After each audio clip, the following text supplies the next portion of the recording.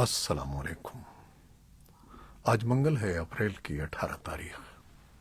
پاکستان میں اس وقت شام کے 7، بھارت میں 7:30، اور یہاں ہمارے اسٹوڈیوز کی گھڑیوں میں صبح کے 10 بج رہے ہیں۔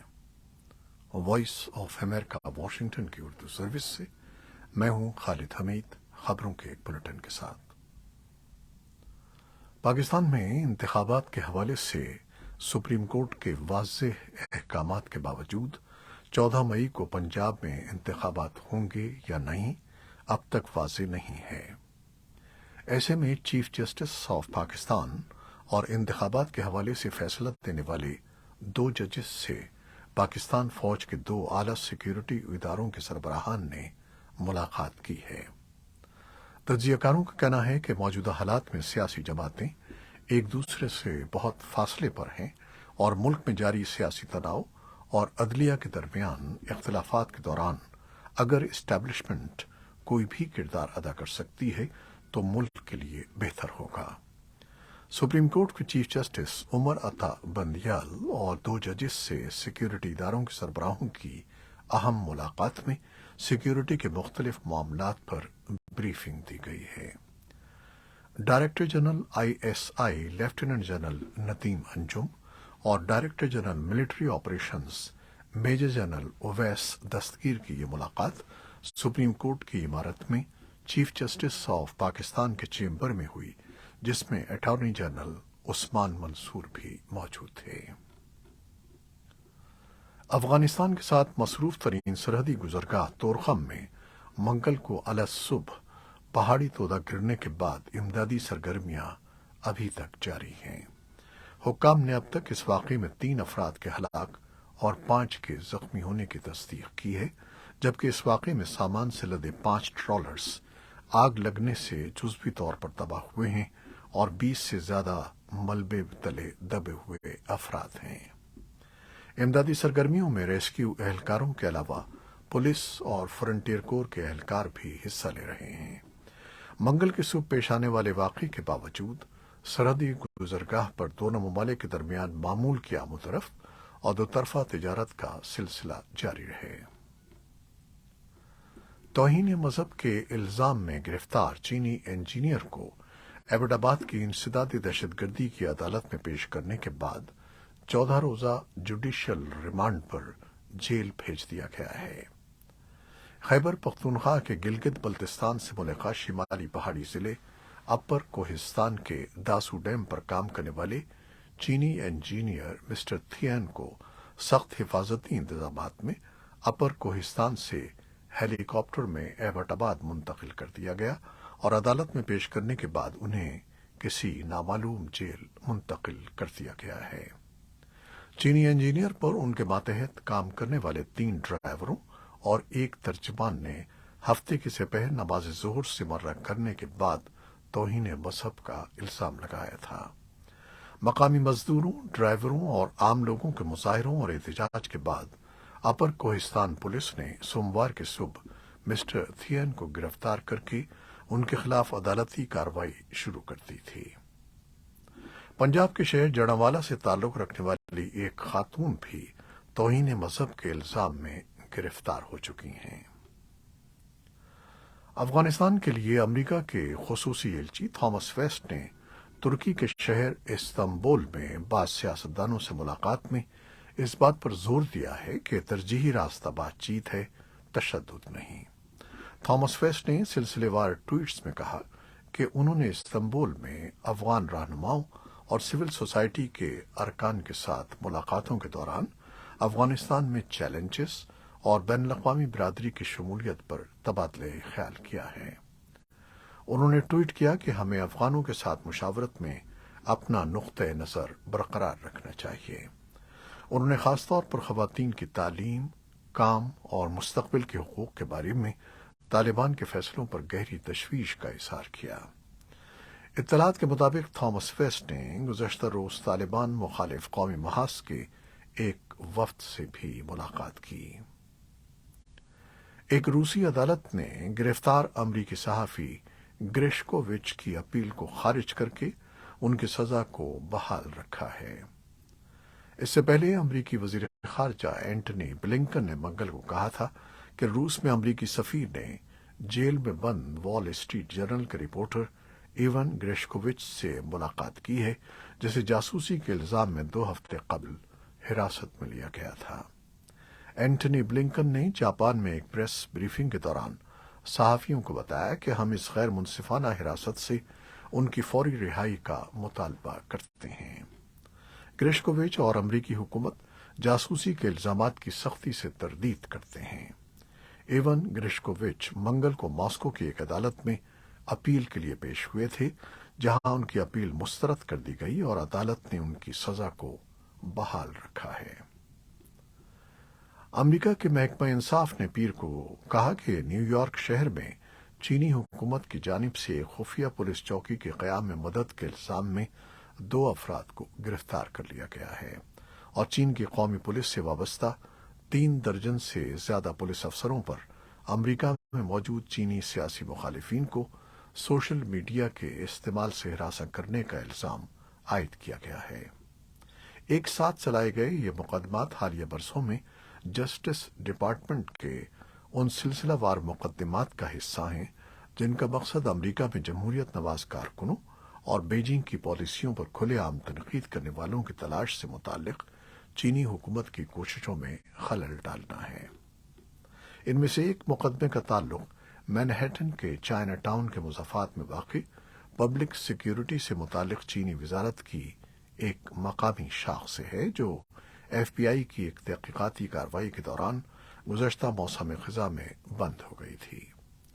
محکمہ انصاف کے مطابق جن 2 افراد پر چوکی کے قیام کا الزام عائد کیا گیا ہے وہ چینی حکومت کے ایک اہلکار کی ہدایت اور کنٹرول کے تحت کام کر رہے تھے اور انہوں نے تحقیقات سے آگاہ ہونے کے بعد اس اہلکار کے ساتھ بات چیت کو اپنے فون سے حذف کر دیا تھا۔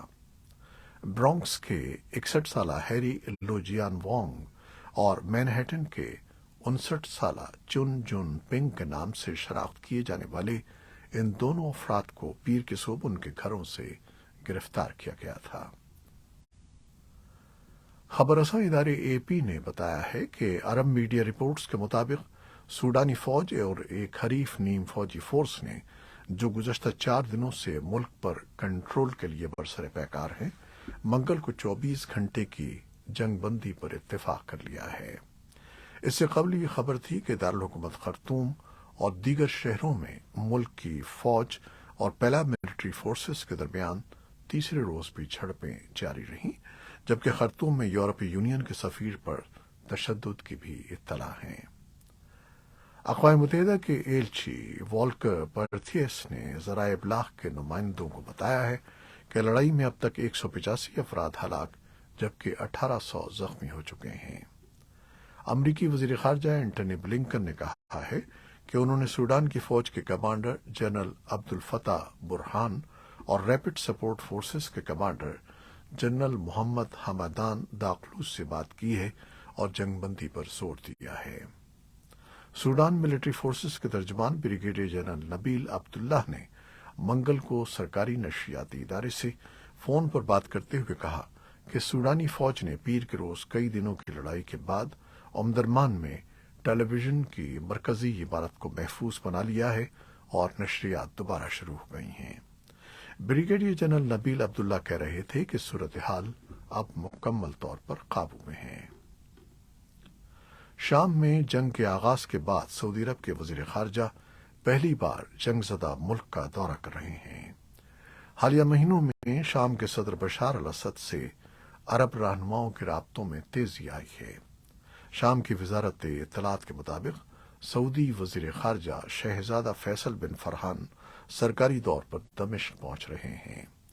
شام کے وزیر خارجہ فیصل مقداد نے گزشتہ ہفتے ہی سعودی عرب کا دورہ کیا تھا۔ یہ دورے ایسے موقع پر ہو رہے ہیں جب حال ہی میں ایران اور سعودی عرب نے چین کی ثالثی میں تعلقات بحال کرنے کا معاہدہ کیا تھا۔ روس نے منگل کو کہا کہ صدر ولادیمیر پوٹن نے یوکرین کے علاقوں خیرسن اور لوہانسک کا دورہ کیا ہے اور فوجی کمانڈروں سے معلومات حاصل کی ہیں۔ مشرقی یوکرین میں خیرسن اور جنوبی یوکرین میں لوہانسک وہ 2 خطے ہیں جن پر پوٹن نے ستمبر میں الحاق کا دعویٰ کیا تھا، لیکن اقوام متحدہ کی جنرل اسمبلی نے بھاری اکثریت سے ان کے دعوے کو مسترد کر دیا تھا۔ منگل کے روز 7 ممالک کے گروپ کے وزرائے خارجہ نے ایک مشترکہ بیان جاری کیا جس میں یوکرین پر روس کے حملے کو بین الاقوامی قوانین کی سنگین خلاف ورزی قرار دیا گیا اور روس سے مطالبہ کیا گیا کہ وہ بغیر کسی شرط کے فوری طور پر اپنے فوجیں واپس بلا لیں۔ G7 وزراء نے اپنے دائرۂ اختیار میں روسی اثاثوں کو اس وقت تک منجمد رکھنے کا بھی وعدہ کیا جب تک کہ تنازع حل نہ ہو جائے اور روس کی جانب سے یوکرین کی خود مختاری اور علاقائی سالمیت کی خلاف ورزی کا اعتراف کیا جائے۔ دوسری طرف روسی وزیر خارجہ سرگئی لیوروف نے پیر کو کہا کہ ماسکو یوکرین میں تنازع کا جلد خاتمہ چاہتا ہے۔ برازیل میں اپنے ہم منصب امورو ویرا کے ساتھ ایک نیوز کانفرنس میں لیوروف نے کہا کہ روس کا تنازع جلد از جلد ختم ہونے میں دلچسپی رکھتے ہیں۔ روس کا کہنا ہے کہ اسے یوکرین میں مداخلت کرنے پر مجبور کیا گیا تاکہ روسی بولنے والوں کو ظلم و ستم سے بچایا جا سکے اور مغرب کو یوکرین کو روس کی سلامتی کو خطرے میں ڈالنے کے لیے اسپرنگ بورڈ کے طور پر استعمال کرنے سے روکا جا سکے۔ کیف اور مغرب کا کہنا ہے کہ یہ روس کے بے بنیاد بہانے ہیں جس نے جنگی جرائم کا ارتکاب کیا ہے۔ وائٹ ہاؤس نے لیوروف کے ساتھ ذاتی طور پر ملاقات کرنے پر برازیل پر کڑی تنقید کی ہے۔ قومی سلامتی کونسل کے ترجمان جان کربی نے کہا کہ برازیل حقائق کو دیکھے بغیر یوکرین کے بارے میں روسی اور چینی پروپیگنڈا کا چرچا کر رہا ہے۔ اسی اثنا میں امریکی اٹارنی جنرل میرک گارلینڈ یوکرین کے پروسیکیوٹر جنرل سے ملاقات کر رہے ہیں جس میں وہ یوکرین پر روس کے حملے کے دوران جنگی جرائم کے مرتکب افراد کو سزا دینے کی کوششوں پر تبادلہ خیال کریں گے۔ ادھر عراق نے یوکرین اور روس کے درمیان ثالثی کی پیشکش کی ہے تاکہ جنگ کا خاتمہ ہو، لیکن یوکرین کے اعلیٰ سفارتکار نے اس پیشکش کو مسترد کر دیا ہے۔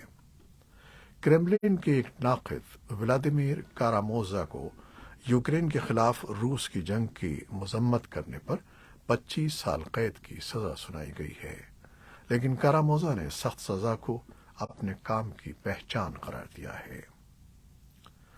یورپی کمیشن کے صدر ارسولا وان ڈر لیئن نے منگل کے روز یورپی یونین اور چین تعلقات پر یورپی پارلیمنٹ کے اجلاس سے خطاب کرتے ہوئے کہا کہ یورپی یونین کو چین کے لیے اپنا الگ نقطہ نظر تیار کرنے کی ضرورت ہے۔ انہوں نے کہا کہ شفافیت اور باہمی تعاون کی بنیاد پر اپنے تعلقات کو دوبارہ متوازن کرنے کی فوری ضرورت ہے۔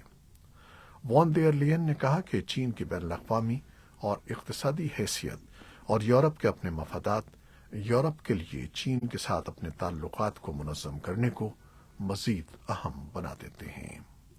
یورپی یونین کمیشن کے صدر نے چین کے ساتھ بلاک کی شمولیت میں خطرات اور مواقع دونوں پر زور دیا۔ یہ تھیں وہ خبریں جو فیس بک لائیو پر ہم نے آپ کے لیے پیش کی۔